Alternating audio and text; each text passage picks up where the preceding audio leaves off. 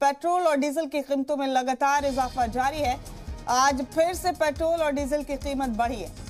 Petrol diesel की कीमत में 80 पैसे का इजाफा हुआ है। 22 मार्च से 7 रुपए 20 पैसे महंगा हो गया है पेट्रोल और डीजल। बड़ा अपडेट आपको दे रहे हैं। 22 मार्च से मुसलसल इजाफा जारी है पेट्रोल और डीजल की कीमतों में। 22 मार्च से लेकर अब तक 7 रुपए 20 पैसे महंगे हुए हैं पेट्रोल और डीजल।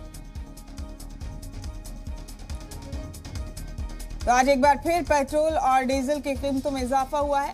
बड़ा अपडेट आपको दे रहे हैं। आम आदमी के सरोकार से जुड़ी ये अहम खबर है। लोगों पर महंगाई का बोझ बढ़ता जा रहा है और पेट्रोल डीजल की कीमतों में एक बार फिर इजाफा हुआ है। गुज़िश्ता 10 दिनों में मुसलसल कीमत में इजाफा हो रहा है पेट्रोल डीजल की। 22 मार्च से लेकर अब तक 7 रुपए 20 पैसे का इजाफा हो गया है पेट्रोल डीजल की कीमतों में।